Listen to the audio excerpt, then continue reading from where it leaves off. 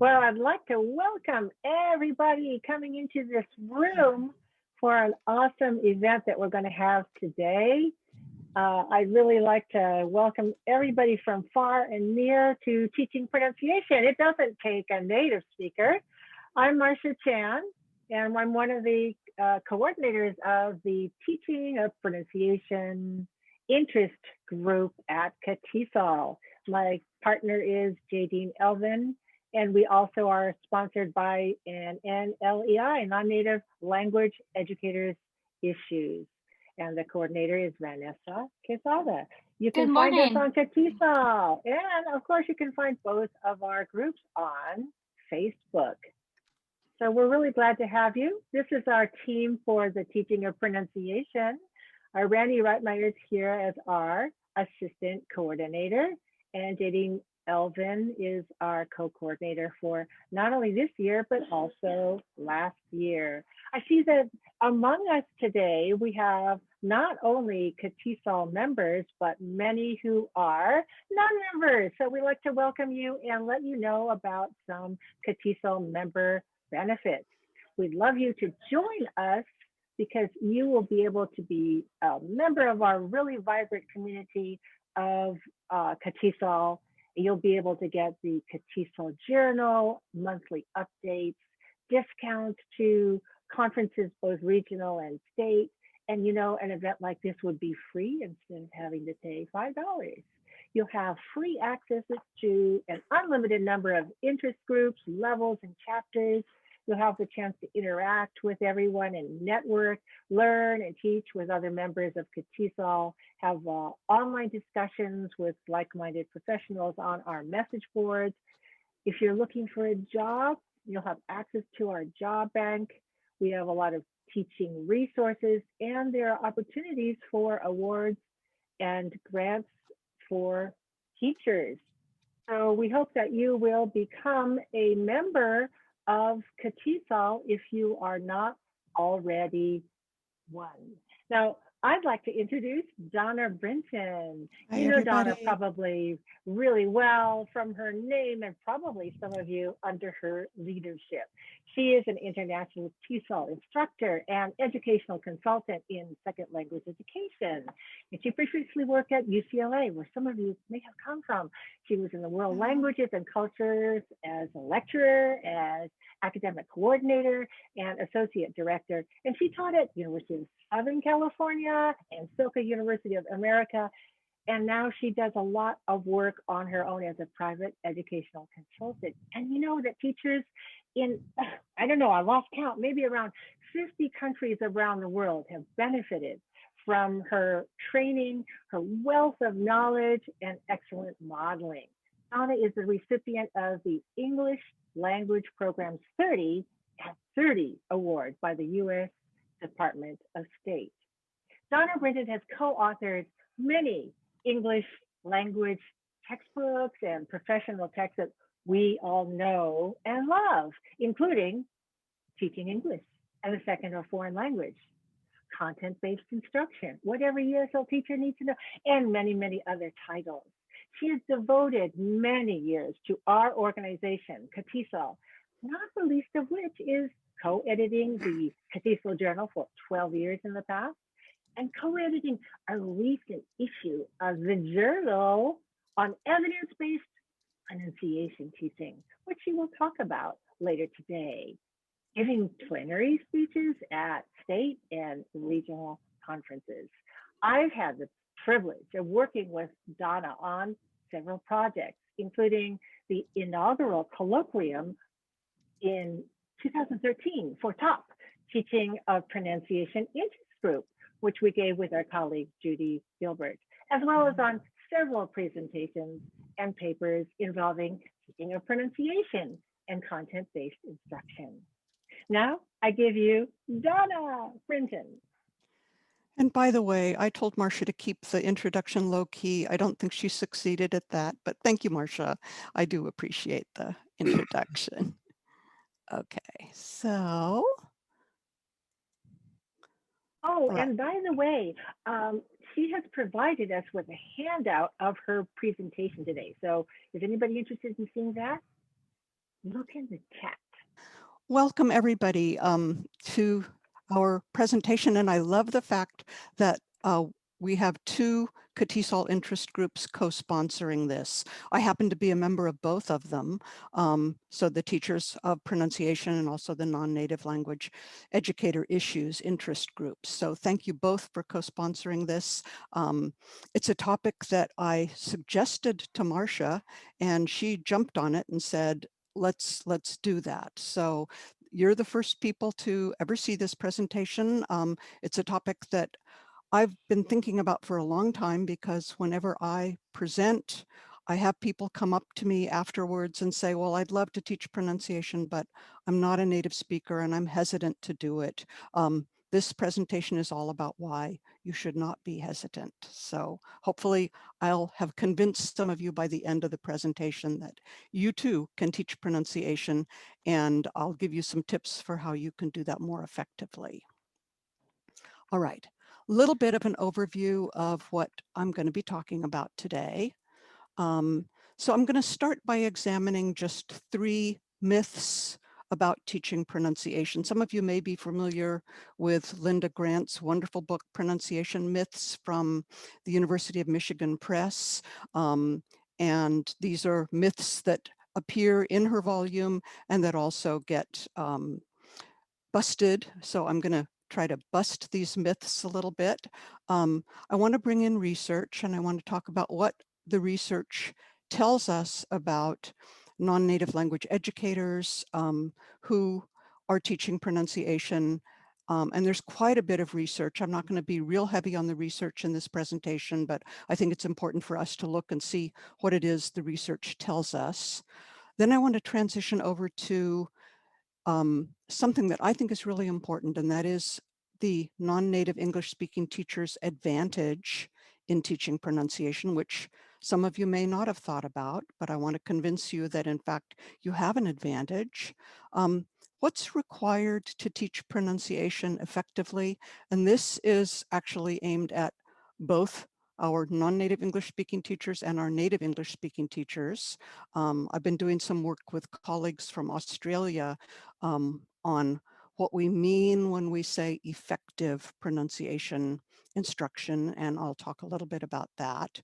And then I'm going to wind down with a couple of useful resources that I really like that I want to share with you, some wise advice from others that I also want to share with you, and then hopefully we'll have plenty of time for questions and answers.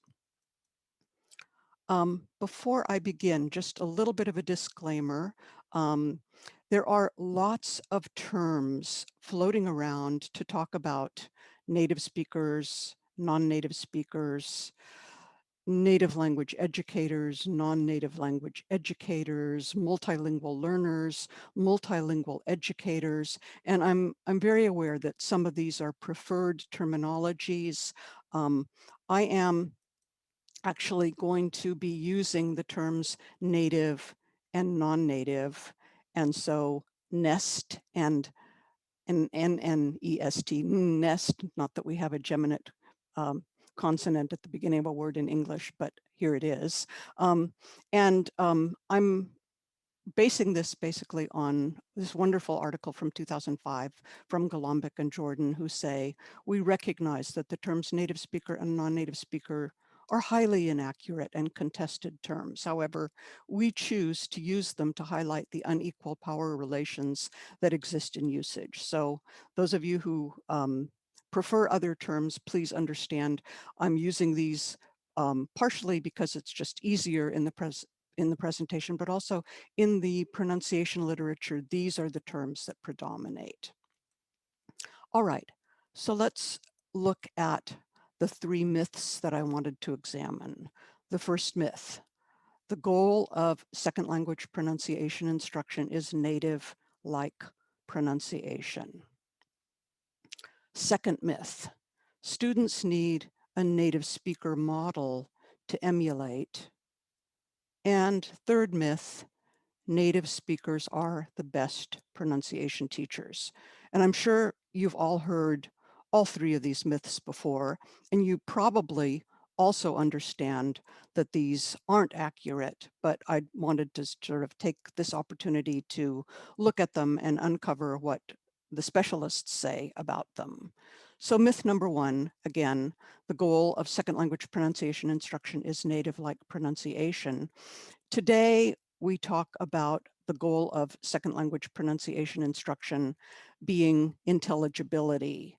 And I particularly like the term from John Levis in his 2005 article, where he talks about comfortable intelligibility. So not just that you're intelligible, but that it doesn't take effort on the part of your listener to understand what it is you're saying. So that's what we want our students to be.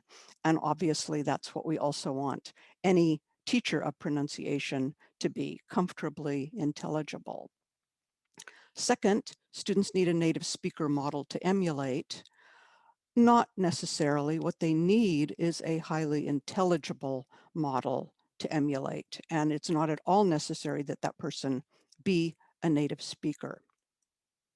And then third, native speakers are the best pronunciation teachers. Actually, the best pronunciation teachers are those who have appropriate training, dedication, and are inspirational models for their students. And I'm going to be talking more about this as we sort of move through the material that I want to present. Unfortunately, and we all know this, there are many non-native English speaking teachers who feel reluctant to teach pronunciation because they believe their own pronunciation is not good enough.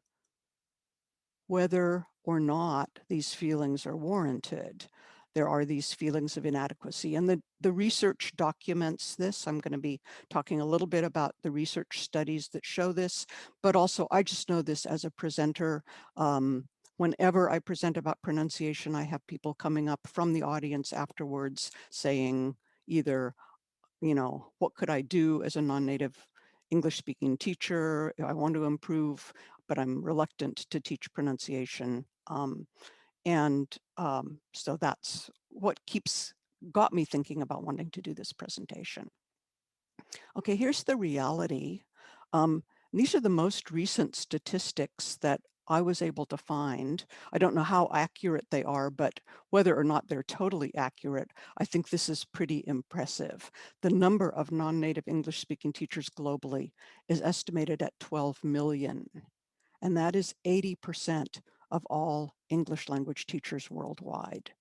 So obviously, if all 12 million of those teachers are reluctant to teach pronunciation, and they constitute 80% of all the English language teachers worldwide. Who's going to shoulder the responsibility if the non-native English speaking teachers don't?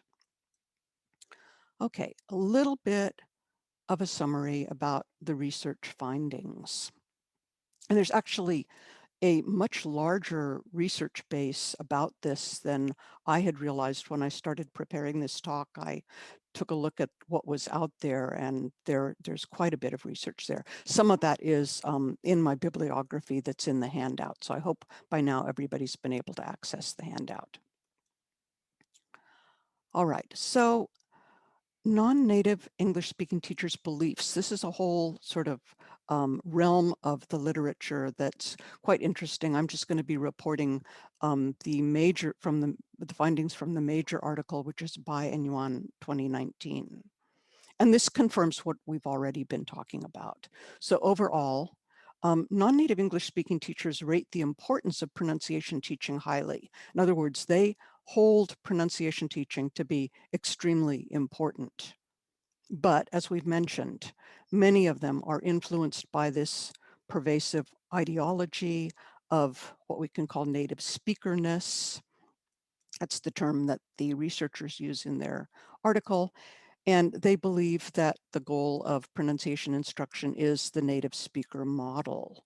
So believing this obviously reinforces their feelings of inadequacy. And in short, these non-native English speaking teachers don't always see themselves as legitimate teachers of pronunciation. And then in the EFL context, the strong influence of societal views regarding proper pronunciation is something that also influences these teachers negatively.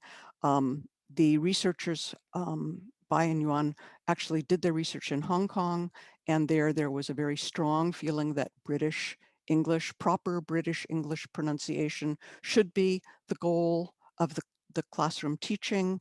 And this then influenced a lot of the teachers who didn't feel that they had a proper British accent and dissuaded some of them from teaching pronunciation. Okay, we get a kind of mixed picture. This is a summary of John Levis's article in 2016, and also the research that I've been doing with my colleagues in Australia, Mike Burry and Amanda Baker.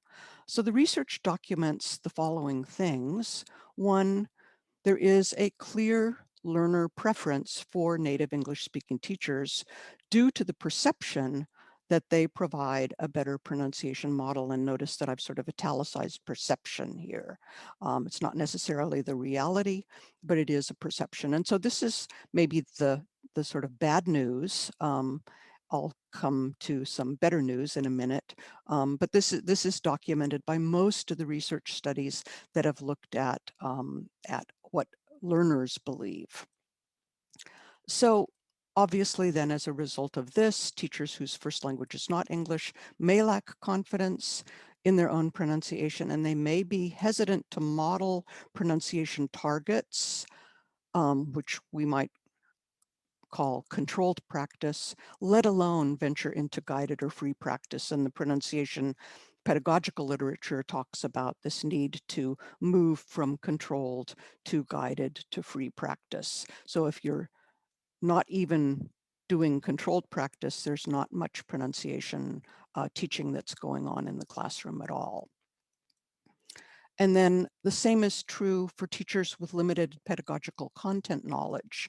I know this from some of the international work that I've done with teachers, where I've been asked as an English language specialist for State Department to do whole short courses with teachers on pronunciation pedagogy for second language learners. And those teachers will tell me, as part of our teacher preparation, we took a course in phonetics, but we never took a course in what to do with that in the classroom with our learners. In other words, we didn't have any sort of methodological guidance on how to teach pronunciation. And then the results indicate that effective pronunciation instruction is more dependent on knowledgeable teaching practices than on native or non-native speaker status of the teacher. And that's, I think, the good news. So if we look back to the sort of bad news in our first bullet point, that's definitely countered by the fact that effective pronunciation instruction, as it's been measured by those who are doing classroom research, shows that it really doesn't make a difference whether you're a native or a non-native speaker teacher. What does make a difference is that you have had training in how to be an effective pronunciation instructor. And that's what the top group is all about. So you're in the right place. All right.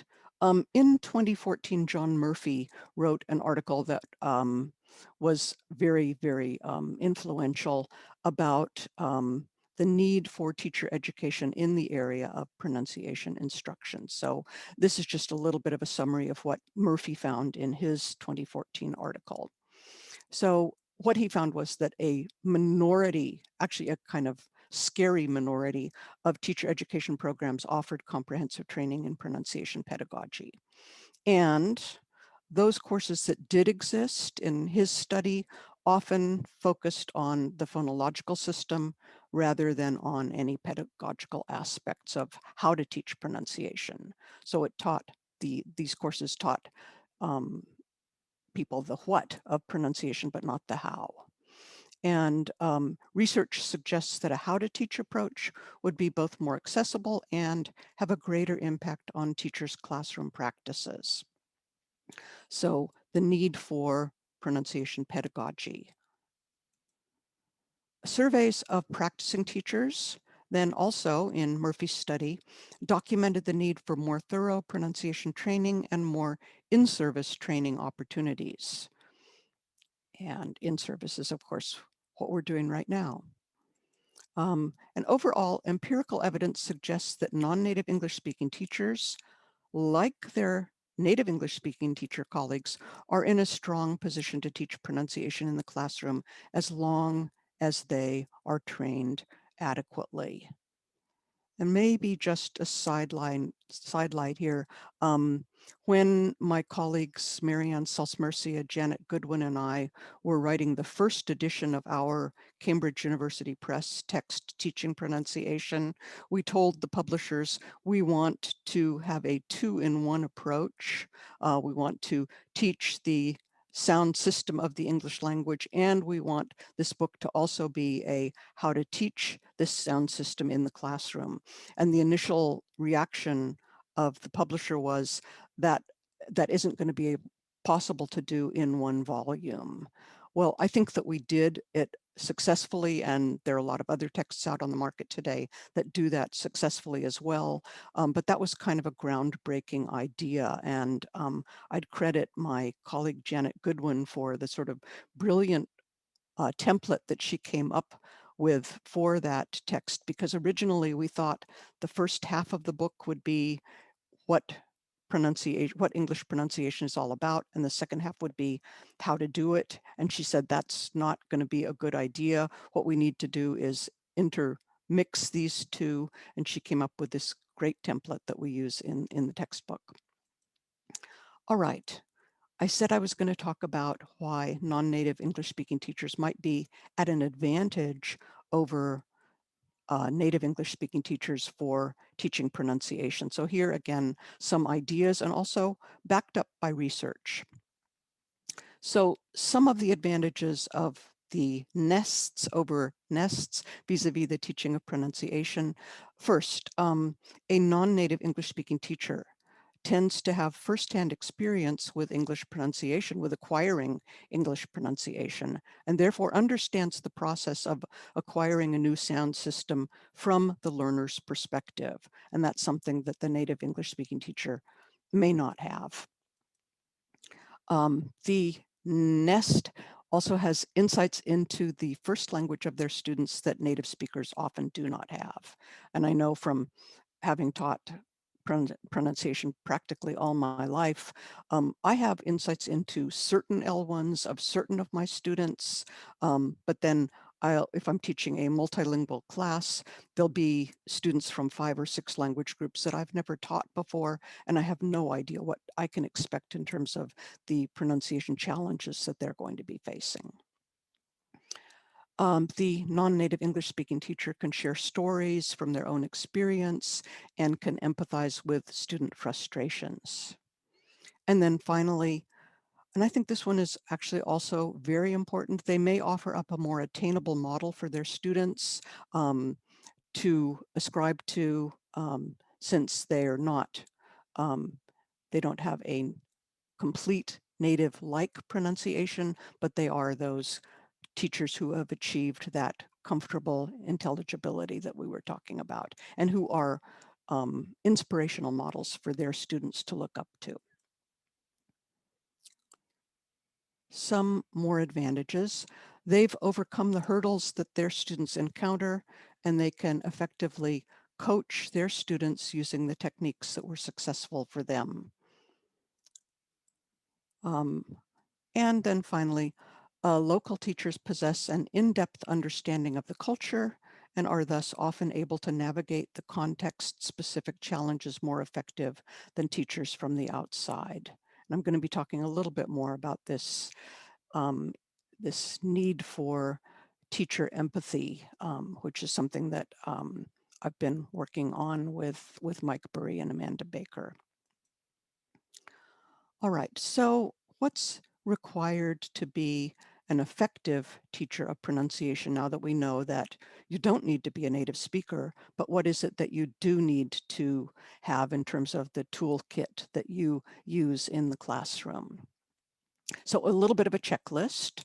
To be an effective teacher of pronunciation, you have to have the following things. One, you need to be trained in the sound system of English and in second language pronunciation pedagogy. So that sort of 2-for-1 approach that I was talking about. You need to be an appropriate and inspirational role model for your students, not necessarily a native speaker, but an inspirational role model. You need to be empathetic and supportive of your students because there's a lot of sort of ego permeability issues that go on in the pronunciation classroom. And that's something that I think the teacher of pronunciation needs to understand, that close link between ego issues and pronunciation issues. And then you finally need to be active, strategic, and resourceful. So I'll talk about all of these in a minute. This is from Teaching Pronunciation, the text that I did with Marianne Salzmercia and Janet Goodwin, my colleagues, my lovely colleagues from UCLA, who I miss a lot. So what the teacher needs to know, this is the teacher's knowledge base as we sketched it out. And we felt that it fell into 3 main areas. Area number 1 being knowledge of the pronunciation feature. So the sound system of English, things like articulation rules, occurrences in discourse. Second area, awareness of potential student problems. The example here is the student's first language and potential challenges that might stem from their first language not having certain sounds or certain features that exist in English, although there are other things as well that would fall into this area.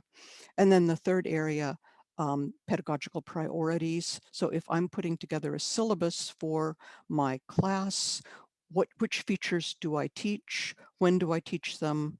What comes first? And how does the teaching context influence the pedagogical priorities that I'm going to put together in my syllabus?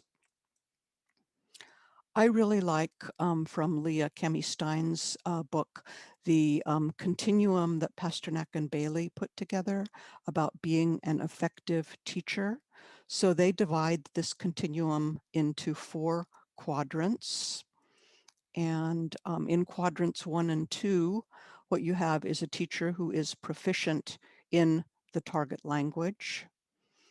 In quadrants 3 and 4, the teacher that we don't want in the classroom who is not proficient in the target language. And then on the other axis, what we have is teachers who are professionally prepared as teachers and those who are not professionally prepared as teachers. And we all know that both of these teacher groups exist.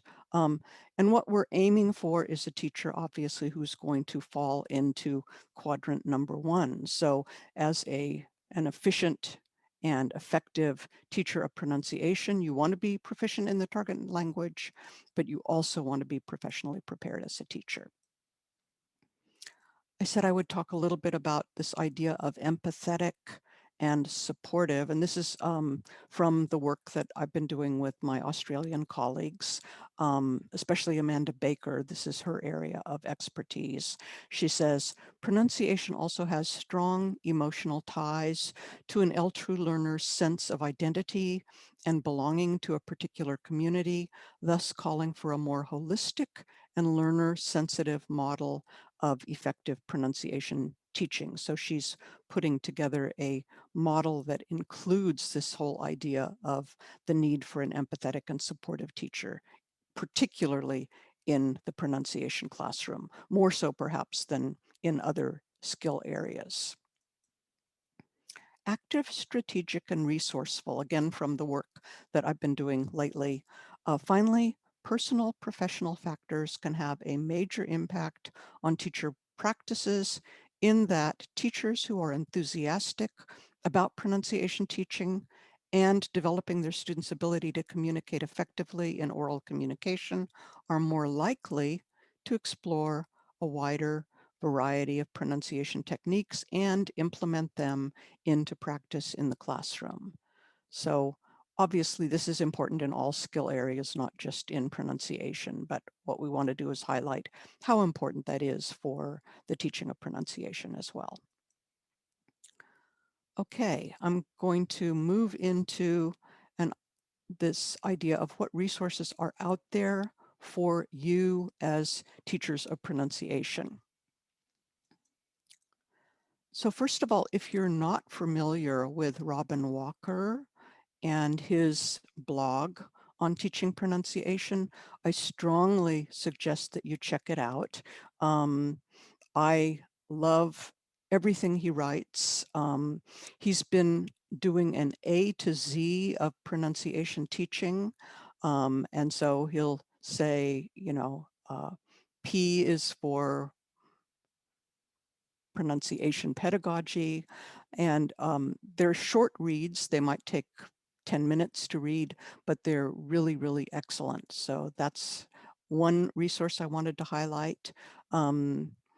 Hancock McDonald. So Mark Hancock and Annie McDonald have another blog that I think can also be very, very useful.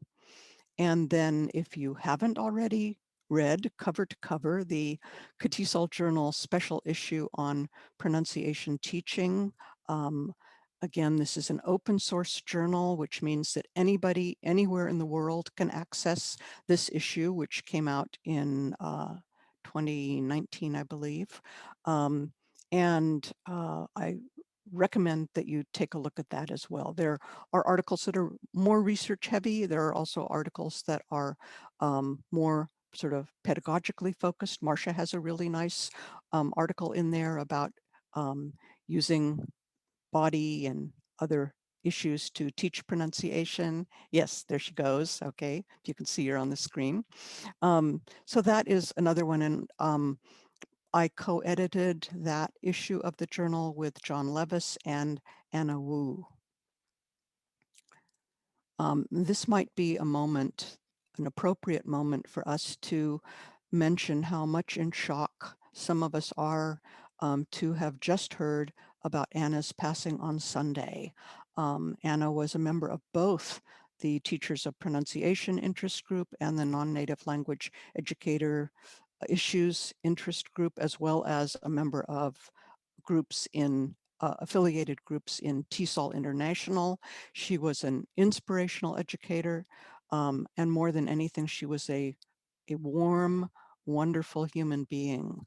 So if we could just take 1 minute of silence to honor Anna, I'd really appreciate that. And Marsha and I came up with this idea. So let's take just a brief moment to honor Anna and to mourn her passing.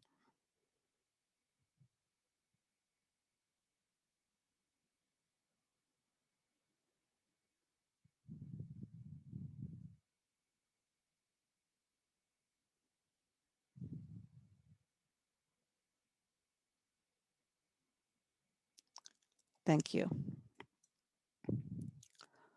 All right, some more resources that we can look at and depend on.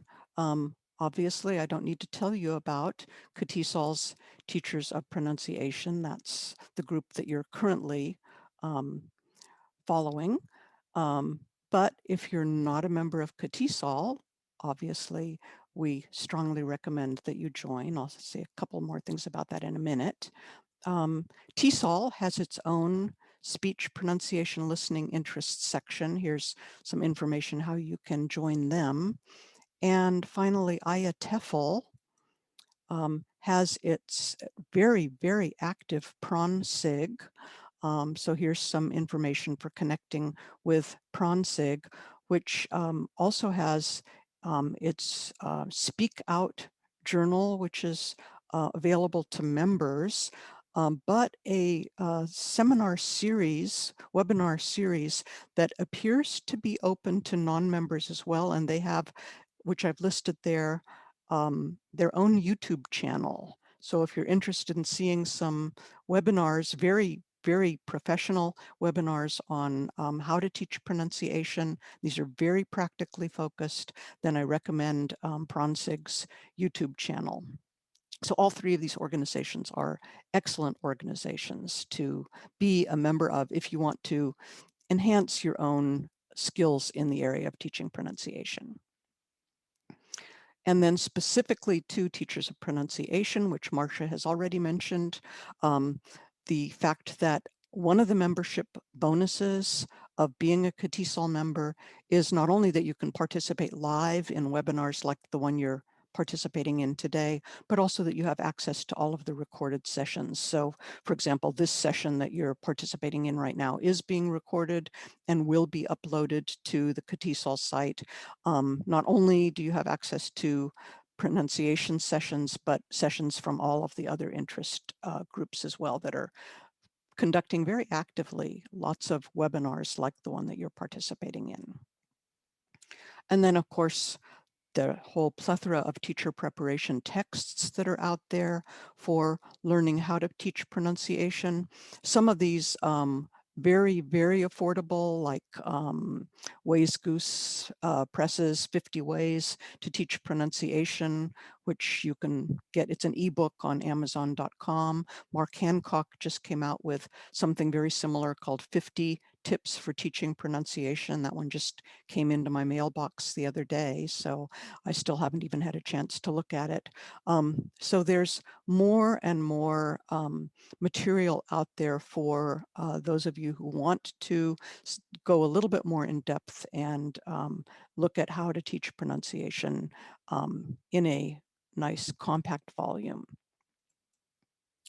Okay, I promised that I would give you some wise advice and some kind of parting encouragement before we move on to the question and answer session. So starting with, I mentioned already Robin Walker's blog.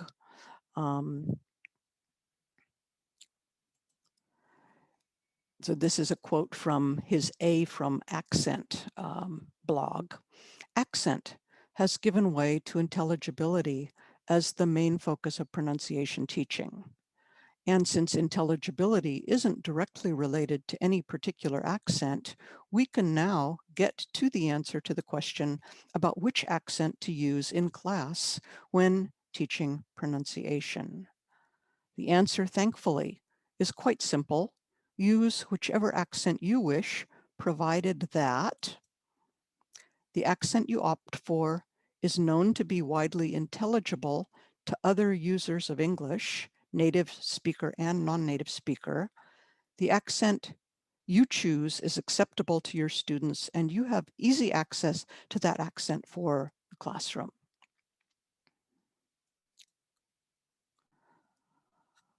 I also wanted to mention a little bit from the English as a lingua franca literature. The fact that we live today in an English as a lingua franca world, and that has also had a huge impact on the teaching of pronunciation. So this is from Sifakis 2014. The communicative use of English today is markedly different from 20 years ago.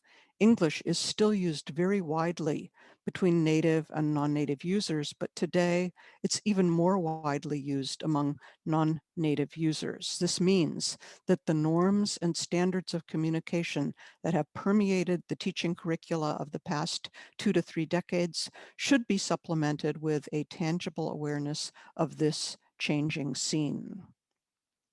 One of the projects that I did several years back that I'm going to be talking about at TESOL this year was a State Department assignment in the Lower Mekong region, which is the 5 countries of Thailand, Myanmar, Cambodia, Laos, and Vietnam.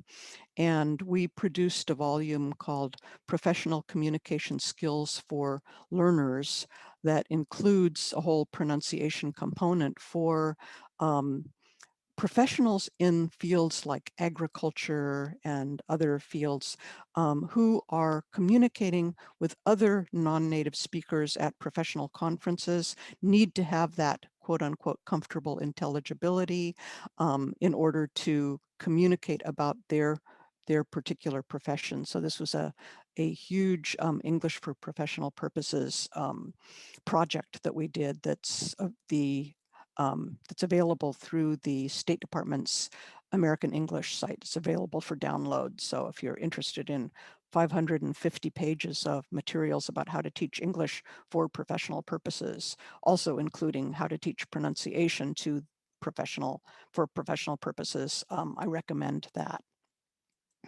And then from Robin Walker again, in a world where English is a global language, a native speaker accent is no guarantee of being easily understood and may even be an obstacle to successful communication. And Robin also has a wonderful volume on pronunciation in the lingua franca context, so I recommend that. Okay, that concludes my formal presentation, but we have plenty of time for questions. And also I would encourage the moderators to also consider yourselves to be experts on this topic. So if I'm not able to answer a question, please feel free to chime in. And Marsha, I think you're going to moderate the questions, right? And Well, I I'm am gonna so stop. grateful So I'm going to stop my to sharing here. Just Donna for giving us this excellent presentation. And I'd like to invite everyone to make comments and ask questions and interact with one another. Don't be shy. I think we could turn our mics on whenever we feel like speaking. So since this is a pronunciation and language educators group, we shouldn't be shy about talking. But if you feel shy about opening your mouth to speak, you may type in the chat as you please. Hello. Hello. I'm a little bit shy here. I'm Flavia. Hi, Flavia. Yeah, I just would like to say thank you for your presentation. I just started a class in Linguistic 107 at SJSU. Yeah, and I'm Brazilian. A good place, SJSU. Yeah. We like it. Yeah, I'm Brazilian, and I'm living in USA since 2015. And I was a teacher in Brazil as well. But the first time I came to USA, when I heard the native speakers, I felt so shy. I felt like I kind of blocked myself totally. I was afraid to speak for about 1 month. And really, and then I went to a different field. I studied at Las Positas College. I went into the field of early childhood education. I was about to give up on my dream as being an English teacher. Yeah, but now I'm back. Yeah, we're happy to hear that. Yeah, and I'm happy to, because I'm doing this class and Professor Scott, he's so knowledgeable. And when he shared your workshop, I'm happy to be here participating. And I'm very excited for one day be one professor here as well to teach English for non-native speakers. Thank you. That's a wonderful story, Flavia. Thank you. And you're in good hands with Professor Scott. Thank you so much. Well, I know him well. Yeah. Thank you so much. I appreciate it. Sure. And Neda? Yes, Neda. I teach pronunciation at UCI for graduate students, let's say TAs mostly. And also I teach at IVC. So I'd like to know about some resources. I mean, I do that in my classes, but I'd like to learn more about resources that we can teach students to be more intelligible. So especially for international students or TAs, a lot of them go back to their country, so they may not want to, let's say, communicate with native speakers for the rest of their lives. So, but how about like resources that we can use to teach students to be more intelligible or effective users of English as a lingua franca or as an international language? Okay. And I'm a non-native speaker myself, so yeah. Well, I guess. I mean, there's a huge amount of stuff that's out on the internet. Some of it good, some of it not so good. I would start with some of those volumes that were on the one slide that I put up that prepare teachers. Because some of those will share some great resources with you. But also, you might want to look at that Hancock McDonald site.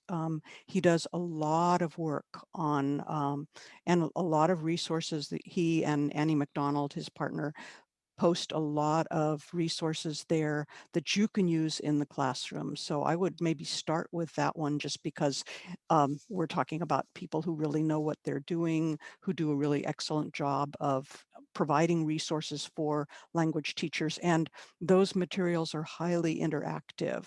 That's one of the things that I like about them a lot. So that's a place to start.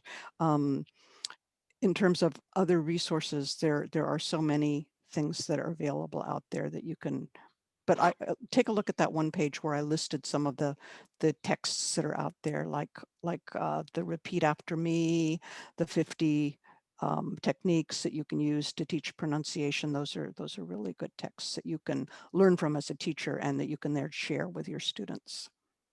Great, thank you so much. And Marsha or anybody else, Randy, if you have any brilliant ideas, feel free to. Marsha, what about pronunciation doctor? What about pronunciation doctor? Okay, well, I do have a YouTube channel. So I'm on YouTube as a pronunciation doctor, and I have over 2,000 videos that are available free for teachers and learners of English. And they're organized into like 30 different playlists. So you might find something of use to you and your students. I have heard that some teachers they like to co-teach with Marsha, the pronunciation doctor, and put something on the screen and then work together over the material or the process, for example, of getting ready for oral work by understanding all of the parts that you need to get the sound out from your lungs and articulating the sounds with all these parts of your mouth, and then working on different sounds and intonation patterns. So you might try that. And also, there's a blog that I have called Marsha Prof Dev, which is professional development. I can put those in the chat. So those are a few. Thanks. Maybe Marla, anything you want to share? Any particular resources? I know Marla's also got a great book out there. Well, okay, besides Marsha's, which is wonderful, there, of course, there's Jennifer ESL and Rachel's English. Those are really good sets of YouTube videos. Just watch out for the ones that are not so well informed, or, because sometimes it seems like everybody who's ever taught a little bit of pronunciation in Korea or Japan thinks that they can put up their videos. So yeah, there's some scary stuff out there that that I would avoid. So so that's why I'm sort of asking people who are maybe closer to the classroom than I am, because I'm a teacher educator, but I am not in the classroom day to day with students who are learning how to pronounce in English. Yeah. Randy, anything you want to add? Well, I teach a lot of international TAs, and I use Rachel's English as was just mentioned. And another website that's come to my attention is by Baruch College. I can type the link into the chat, and it's got a lot of really accessible pronunciation resources, really well designed. Okay, great. Okay, other questions? Thank you so much. Sure. Thank you, Donna.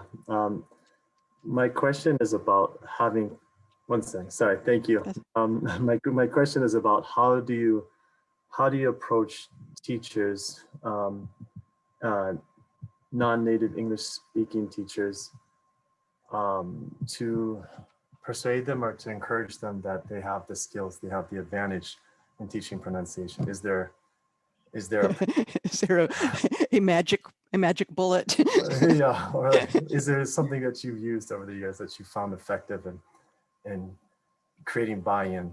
Well, that's kind of why I created this session today, because I haven't seen a session exactly like this, and I wanted to, to sort of share my feeling about it.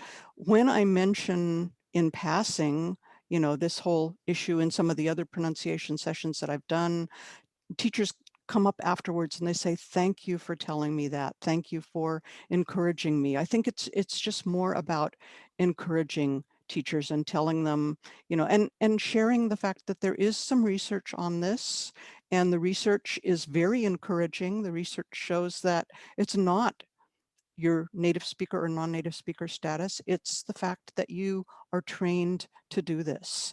And so all of us with training can excel at teaching pronunciation, but in the absence of that training, you know, the most native speaker model, you know, is not going to be effective. And, you know, one of the things I'm very aware of when I do international training is that there is that whole group of English teaching, like English teaching assistants from Fulbright who come as native speakers, and they serve a very useful purpose, but they tend to intimidate the non-native speaking teachers and into thinking that maybe they should be assigned to teach pronunciation. So very often I've seen this happen with Fulbright ETAs or English language fellows, that they're put into the classroom to teach pronunciation, whereas in fact, they have no background in the sound system of English whatsoever. And their non-native speaking teacher counterparts do and should be the people who are there, or at least they should be co-teaching. So, you know, so I think just keeping that message out there. I originally proposed this talk to a group in Cambodia, and I wanted to give it as a plenary for this conference that was taking place in Siem Reap, and they turned it down. I was kind of little disappointed. They turned the topic down because they didn't want to use the word native speaker. And I said, but I'm giving the exact opposite message. I'm not saying you need to be a native speaker. I'm saying you don't need to be a native speaker. I ended up doing a completely different topic for them. And that's when I just mentioned, you know, to Marsha, I said, oh, gee, you know, here's what happened. I don't know why. And she said, well, let's do it for top. So that's how this came about. But yeah, I'm sorry, I don't have a magic solution other than just spread the message, encourage people. Yeah. Thank you. Thank you. Yeah, sure. Yeah. Can I suggest one thing that we did at UCI? When Yeah, thanks. in our TEFL program, we had a lot of students who were also saying, I can't teach pronunciation. My pronunciation isn't good enough.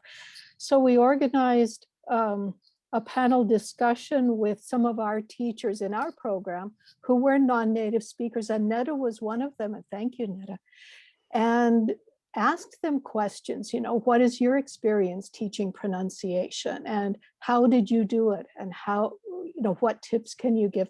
And it was really helpful because hearing it from somebody who has already succeeded in teaching pronunciation is really, really powerful.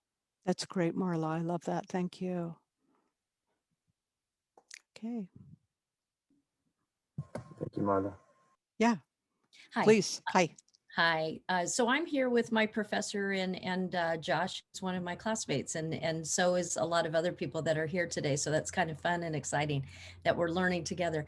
So I was wondering, with the formula or concept of active, strategic, and resourceful, do you have some sort of example that you could give us on how you would use that in the class through maybe an activity or a reflection assignment?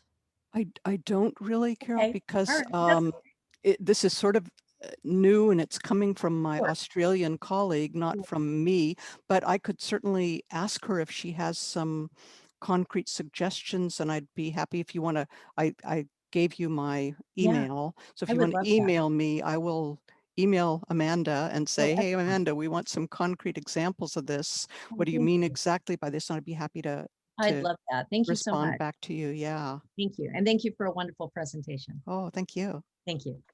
Hi, And Donna. one of the things I was thinking about is that about the training part and the empathy part.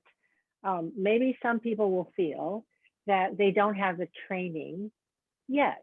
I mean, that's obvious, like you're going into a training course, but some people may feel, well, I don't have the training, so I can't open my mouth yet. Not. One of the things I think that's really, really kind of fundamental is the empathy part. Like I'm sure you know people who are better listeners than others because they not only have their ears open, they have their hearts open. You know, they are willing to listen to what somebody is trying to say rather than saying, that sounds weird. I don't know what you're saying. Goodbye. Right. So that, I'm just thinking, well, what can you tell a non-native speaker who's a little bit shy about it, is that, you know, having this open heart and open ability to try to understand people is like going so far in reaching at your audience.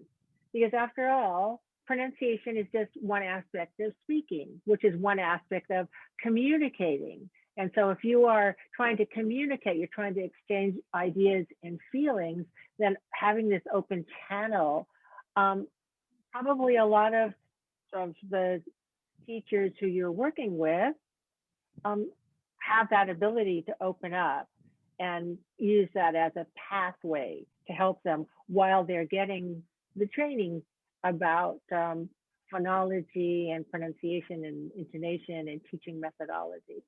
Just an idea.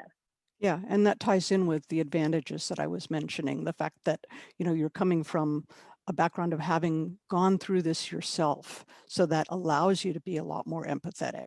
I'm a former teacher of German. Some people may not know that. That my first job was as a teacher of German, and I'm not a native speaker of German, obviously. So I acquired German as an 11-year-old when my father put me and my two sisters in a German high school system because he was on sabbatical in Germany. And I learned very painfully how to pronounce German because my classmates would ridicule me and make me do German tongue twisters. And so I think, you know, I was an empathetic teacher of German simply because I'd gone through that process myself. Somebody, I think, had a question that they were about to ask. I have a question. Hi, Donna. I'm Hi. Rosanna. I'm also one of the Cal State San Bernardino students here today. There's a big group of us. Great, great. And I actually recently did a paper on native speakerism and Wonderful. did quite a bit of reading about it. And I was especially interested in what you said about student perceptions, creating an obstacle to how they accept their non-native speaker teacher. So I'm just wondering if you have any thoughts on how to combat those perceptions besides, I mean, it's besides just telling students that 80% of teachers are not, you know, like what are your thoughts on combating those perceptions? That's a good question. I don't know if I have a great answer to it. It's not just perceptions of the students themselves, but like in that Yuan study, it's all about the perceptions of the parents. So the parents also influence the children. And I know from a very painful experience in my past as a German teacher, that can be a really powerful influence. When I finished my MA in German, I learned that there was a need for teachers in the German school system, and I went to Germany, and because my qualifications were in German rather than in teaching English, I didn't even know there was such a thing as TESOL at the time. I got put in as a teacher in 8th grade in the German classroom, and the local parent-teacher association raised a huge stink with the school system about having a non-native speaking teacher in the classroom. That was my first year ever of teaching. So it was a horrible year. You know, it I don't know, really colored my life, I think, and made me more empathetic to non-native English speaking teachers and non-native teachers of any language.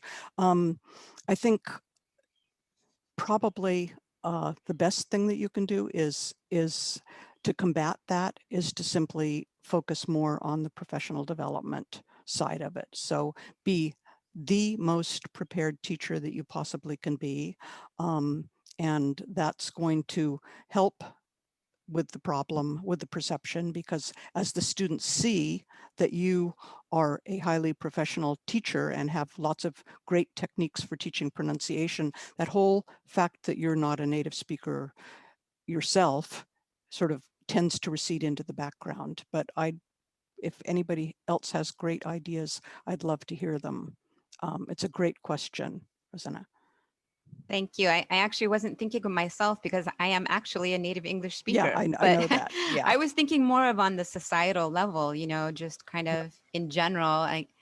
I was thinking, I know it's not exactly pertinent to what this particular webinar is about, but I was thinking about in terms of hiring practices Well, and yeah. perception on that level. And that's where, the professional organizations have come in very strongly and helped to influence this or helped to combat this whole issue and in hiring practices, but it still continues, obviously. It's not as bad as it was in the past. And so I think we've made progress, but more progress needs to be made for sure on the sort of hiring practices level. Yeah, for sure. Thank you. Mm-hmm. I have a question for you, Donna. Yeah. That connects to, I think, some of the questions that everybody is answering. And first, I just wanted to mention Steph actually put a link to the CATESOL position statement regarding discrimination against non-native speaking Steph. teachers. So I think that's a great reference for some people to look at. And I know that Steph and I frequently have to send that out to people who send us job announcements that say native speaker required. So there's that education that has to happen as well. But my question is for those of us who are here who are teacher trainers like you as well. I know what we can do with our students, but I wonder if you have any advice for us for pushing back on a larger level against, say, administrators or school systems or these sorts of things that still have this belief that the native speaker is the preferred target. Yeah. I think, what you're already doing, working within the professional organization, our professional organization, CATESOL, TESOL International, IATEFL, and all of the many affiliates, that exist around the world. I think we just have to keep up the work. I don't know that there's any real solution to it other than working from within and influencing organizations like you said, what you and Steph are doing already, Scott. Sounds great that you're sending out these position statements, monitoring what's going on in the internet and sending out statements to those people. But it's kind of like trying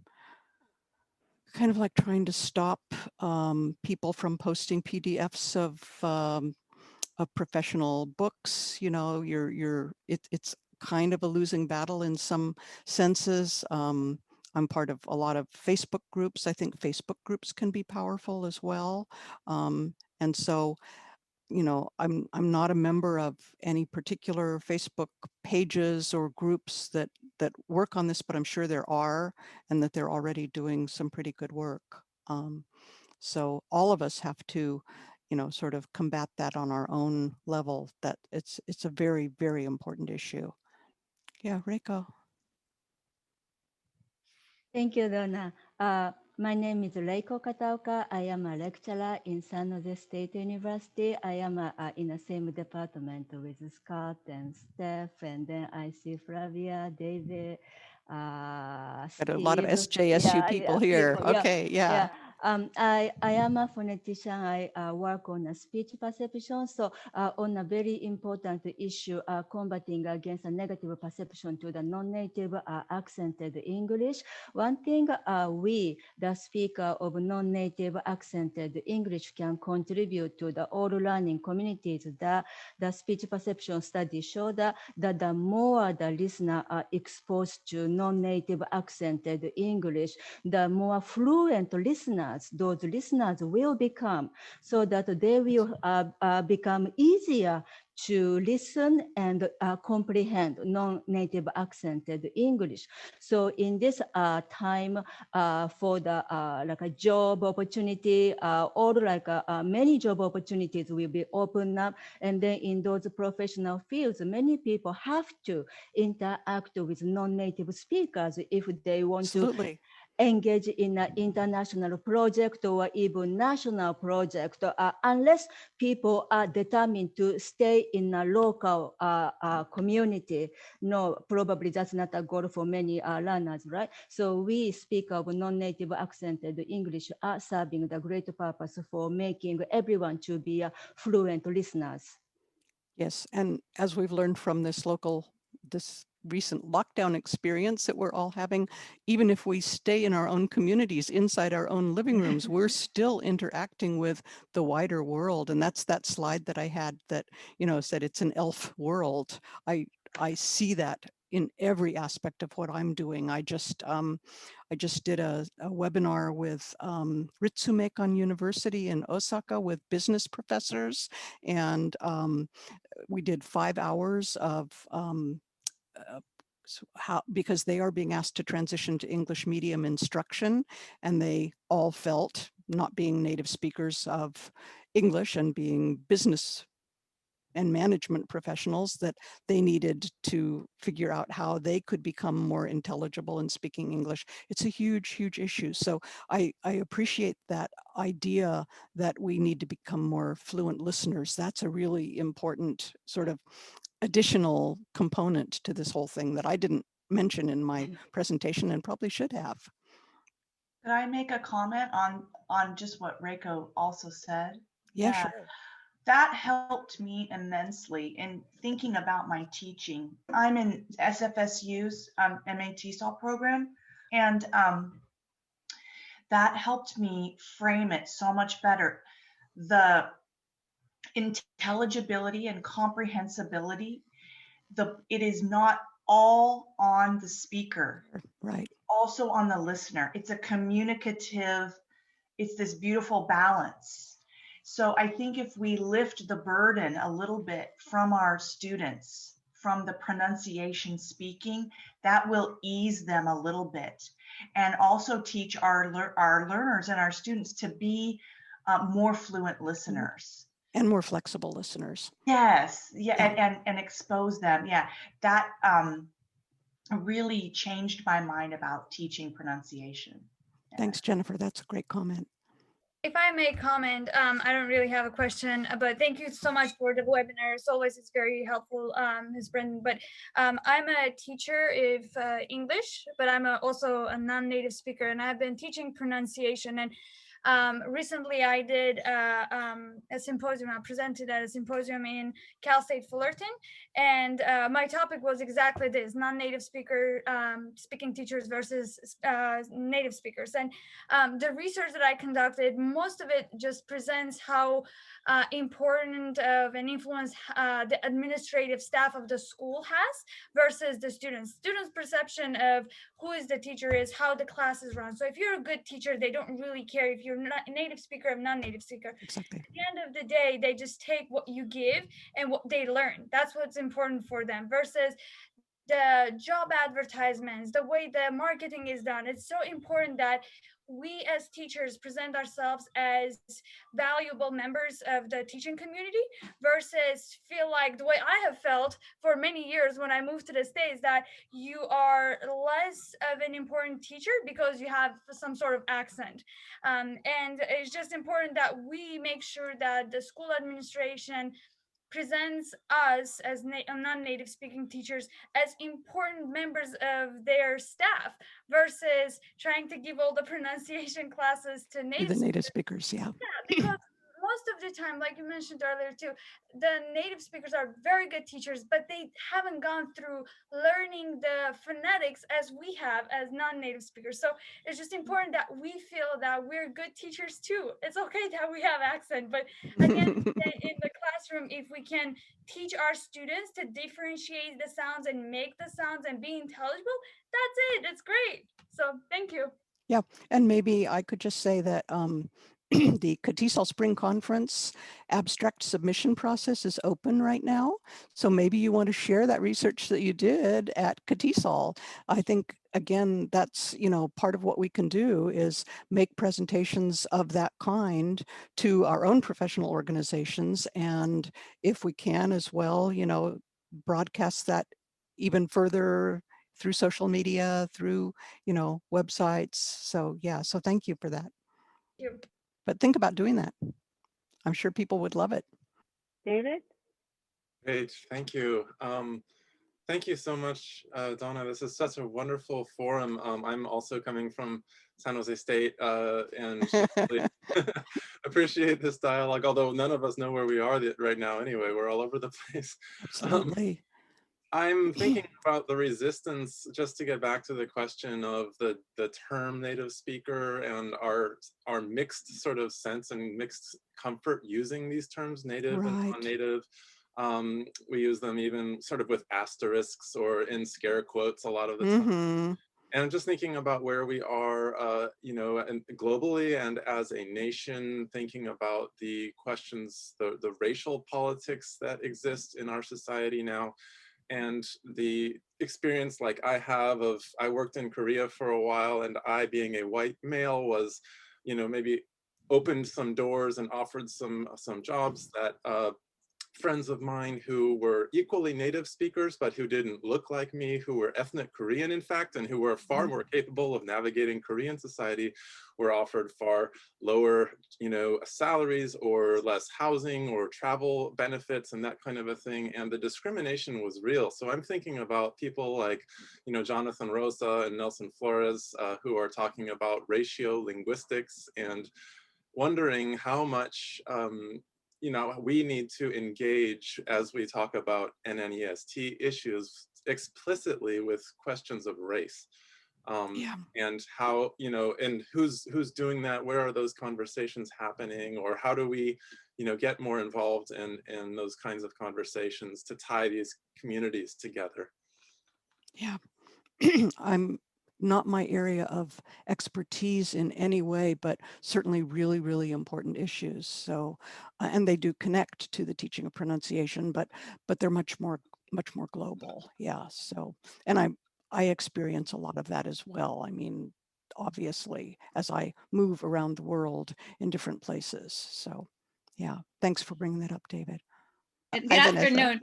I would like to make a comment concerning one of the quotes that you included in one of your slides about how the non-native speaker teacher could be a more attainable role model. Mm-hmm. And I want to just give you all my perspective. If a student of mine wants to have native-like pronunciation, I respect that. But I like to tell my students, you don't have to. Your accent is part of your identity, is part of who you are, and you do not have to change that. And that's just my position. But I do respect students who want to have native-like pronunciation. I do respect that. They have reasons for that, and it's important for their personal goals and professional goals. And I see that can be considered a benefit. But definitely, I'm always telling them, your pronunciation, as long as it's understandable, that's great. You don't have to change your pronunciation. You don't have to change who you are, because there's definitely a very close relationship between pronunciation and identity.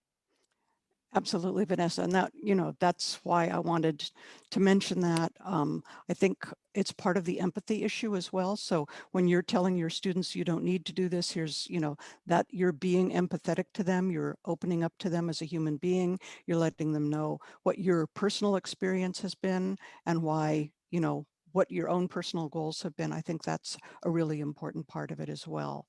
And I think we need to also maybe focus with the students on what's attainable and what's not attainable.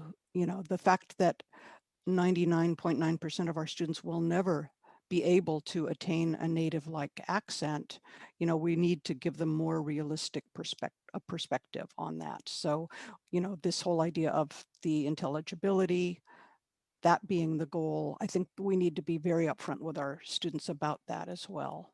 Yeah, so. Thank you. Sure. Well, I really want to thank everyone for your participation.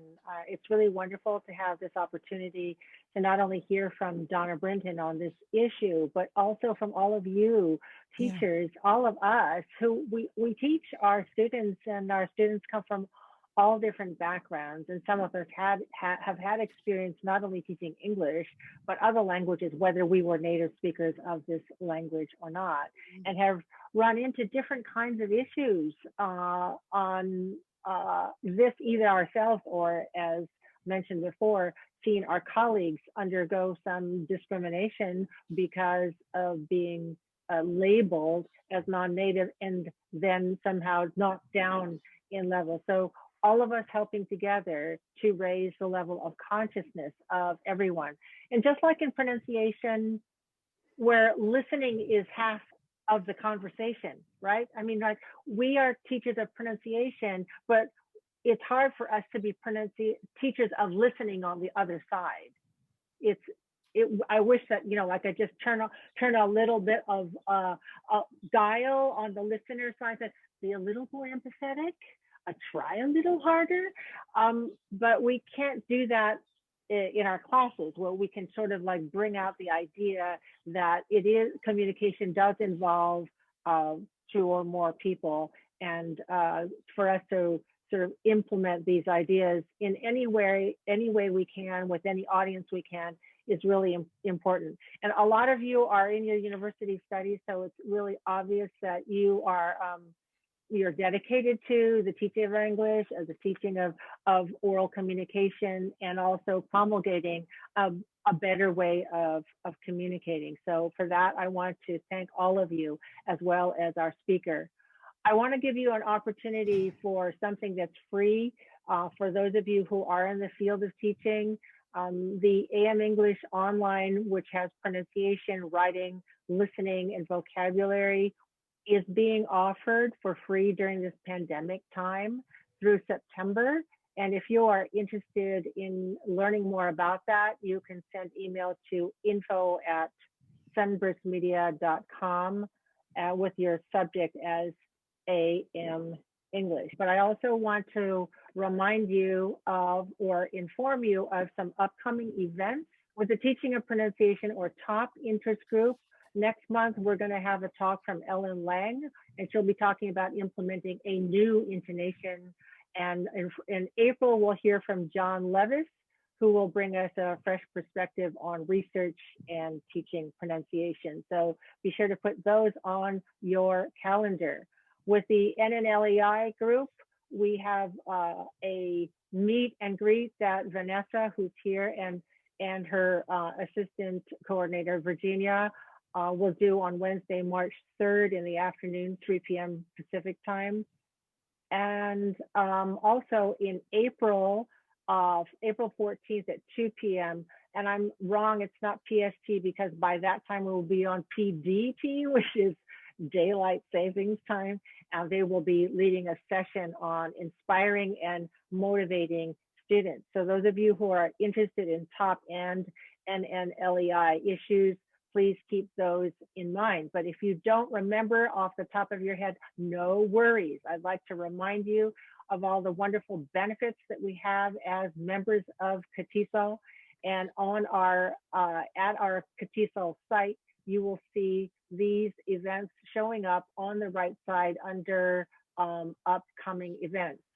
We have a rotating carousel, which also tells you that we're looking for submissions to our special theme issues on anti-racist perspectives and on pandemic pedagogy for the CATESOL Journal. We have several other things coming up. Especially, I want to point out that we have our virtual conference, our spring virtual conference, coming up May 7th and 8th. And if you click on this link here, you will go to our conference website, which tells you more about the events that we'll be holding. Now, Donna mentioned that we are looking for proposals. These proposals for the spring conference are open to members of CATESOL as presenters. So here is one more reason for you to join CATESOL if you are not already a member, so that you can share your knowledge, your skills, your information with us. And we will have some 30 presentations that will be organized by chapters, by interest groups, and by level. So that's what we're going to do Some of you who have been in CATESOL for some time know that in the past, before the pandemic, we had live get-together, real face-to-face kinds of chapter events or regional events. We had Northern Regional, we had LA Regional, San Diego Regional, Central Regional. And now that we are in our situation where everything is online, we're going to have our second spring conference. Our first one was last spring. So these are resources that I'd like you to be aware of at CATESOL, in addition to all the other kinds of resources that we have here. So once again, I want to thank you so much, once for our presenter, and also for all of you as being really active participants. Excellent. Thank you so much for being here today. Thank you, everybody. And I think it was a wonderful marriage of the non-native language educator issues group and teaching of pronunciation. So maybe more such events could be held in the future. I think it's wonderful to have both of these voices, which all, sort of merge into an important message. All right, thank you. I'll be ending the meeting now. Thank you. Thanks, Thank you Donna. very Bye, much. everybody. Thank you. Bye. Thank you. Thank you. Bye-bye. Have a great Bye-bye. day. Stay safe.